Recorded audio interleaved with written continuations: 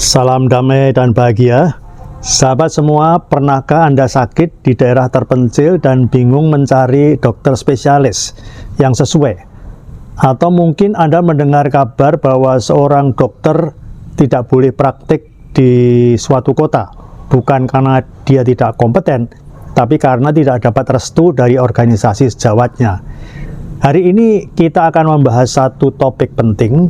Siapa yang sebenarnya berhak mengatur praktek dokter? Negara, organisasi profesi, atau kebutuhan masyarakat? Sejak lama praktek kedokteran di Indonesia diatur oleh kombinasi kekuasaan. Organisasi profesi seperti Ikatan Dokter Indonesia, Kolegium Spesialis, dan tentu saja negara melalui Kementerian Kesehatan. Nah, Menteri Kesehatan kita sekarang membuat kebijakan yang mengubah banyak hal. Salah satunya izin praktek dokter spesialis. Tak lagi perlu rekomendasi kolegium setempat atau spesialis yang sama di tempat itu. Artinya seorang spesialis bisa membuka praktek di mana saja selama memenuhi syarat administratif dari pemerintah. Langkah ini dipuji karena mempercepat akses layanan. Tapi juga dikritik oleh sebagian kalangan dokter karena dianggap mengabaikan tata krama profesi. Sebenarnya apa sih yang sedang terjadi? Mari kita jujur. Di banyak daerah, dokter yang sudah lebih dulu membuka praktek sering merasa tidak nyaman jika datang dokter baru, apalagi dengan spesialisasi yang sama. Alasan resmi biasanya adalah demi pemerataan, tapi seringkali itu hanya alasan diplomatis untuk menghindari persaingan pasien. Yang menjadi korban siapa? Tentu masyarakat. Karena bisa jadi mereka terhambat untuk mendapatkan dokter yang lebih kompeten atau pendekatan yang lebih segar. Apa itu kolegium dan organisasi profesi? Kolegium adalah wadah para spesialis. Mereka menyusun standar pendidikan dan kompetensi. Misalnya kolegium bedah, kolegium anak, dan kolegium penyakit dalam. Organisasi profesi seperti IDI, Ikatan Dokter Indonesia, adalah payung besar yang menaungi seluruh dokter. Fungsinya menjaga etika, kualitas, dan pelindungan profesi.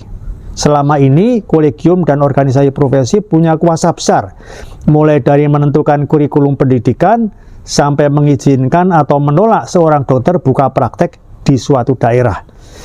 Nah, dengan kebijakan baru Menkes dan didukung oleh Undang-Undang Kesehatan yang baru, kuasa itu dialihkan ke negara.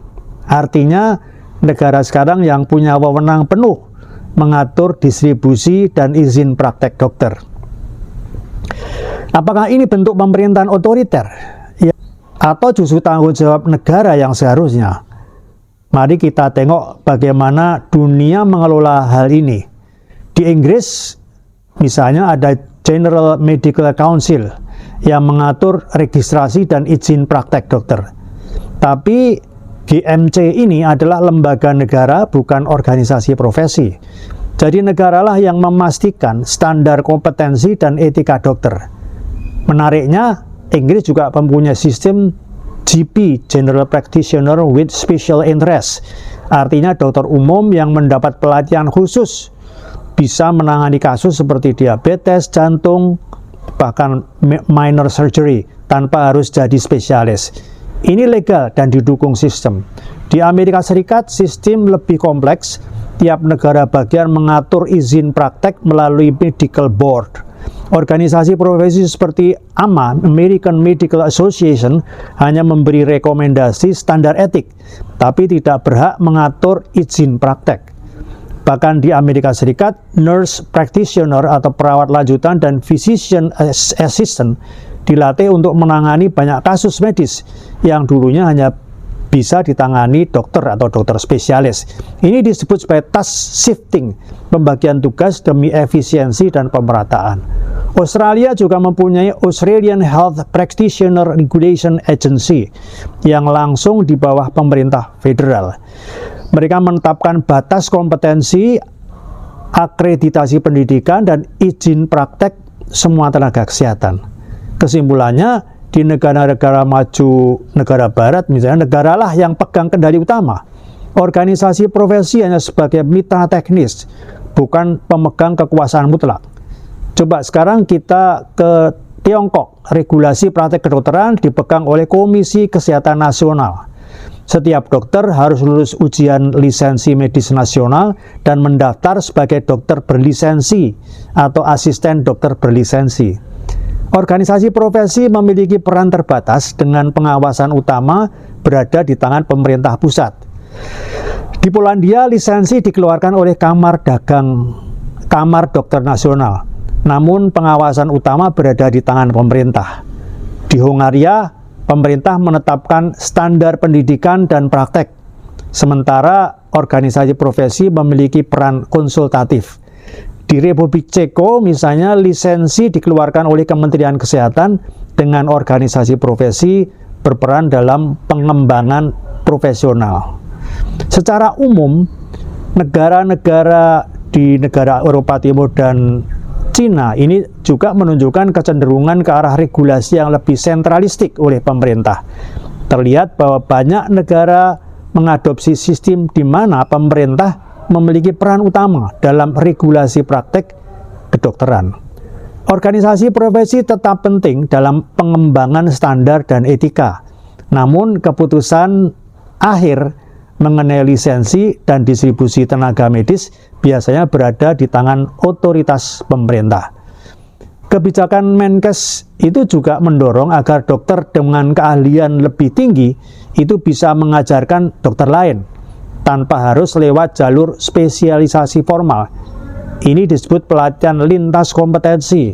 Misalnya, seorang dokter umum bisa belajar dari ahli paru tentang cara membaca ronsen dada yang lebih detail, lalu menerapkannya di daerah terpencil. Tujuannya jelas, pelayanan tetap jalan meskipun tanpa spesialis. Juga Kemenkes mulai membuka pendidikan spesialis yang berbasis rumah sakit, bukan hanya dari fakultas kedokteran seperti selama ini untuk memperbanyak pusat pendidikan spesialis.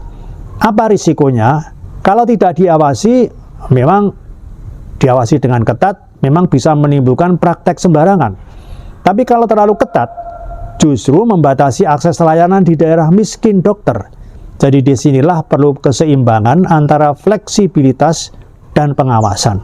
Kebijakan Menteri Kesehatan Indonesia melalui Undang-Undang Kesehatan untuk menghapus rekomendasi kolegium spesialis setempat bagi dokter spesialis yang ingin praktek, menempatkan kolegium di bawah Kemenkes, mendorong liberalisasi pendidikan dokter dan spesialis.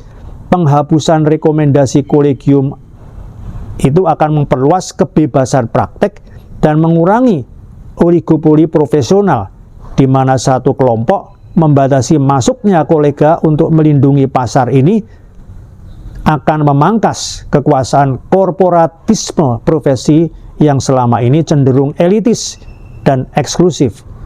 Sedangkan liberalisasi pendidikan dokter dan spesialis memungkinkan munculnya lebih banyak institusi dan tenaga kesehatan, menciptakan kompetisi sehat, dan mendorong efisiensi serta inovasi. Namun risiko pendekatan ini bisa terjadi overproduksi di wilayah tertentu, dan kualitas pendidikan serta etika profesi bisa tergerus juga jika pengawasan longgar. Kebijakan Menteri Kesehatan saat ini lebih condong memberi ruang pada pasar untuk mengatur dirinya sendiri dengan menambah jumlah dokter dan spesialis dengan harapan kompetisi mendorong efisiensi dan pemerataan jangka panjang. Namun, tanpa regulasi kuat dan sistem insentif dan disinsentif yang adil, kebijakan ini bisa meningkatkan ketimpangan distribusi tenaga kesehatan di daerah. Negara seharusnya menemukan titik tengah, yaitu tetap menjamin akses kesehatan merata sebagai fungsi negara otoritatif, ya, sambil membuka ruang profesionalisme yang tidak eksklusif dikuasai oleh organisasi profesi. Kita harus akui, dunia kedokteran sedang berubah. Teknologi makin canggih, informasi makin terbuka, dan kebutuhan masyarakat semakin mendesak. Kalau organisasi profesi hanya sibuk mempertahankan kuasa tanpa adaptasi, maka yang jadi korban adalah rakyat. Di sisi lain, negara pun harus berhati-hati. Jangan sampai membuka keran terlalu lebar sehingga menurunkan kualitas layanan. negara, organisasi profesi, akademisi, dan masyarakat harus duduk bersama dengan satu tujuan agar setiap warga di kota ataupun di desa bisa mendapatkan layanan kesehatan yang aman, adil, dan bermutu. Karena pada akhirnya yang paling penting bukan soal siapa yang mengatur dokter, tapi untuk siapa dokter itu bekerja.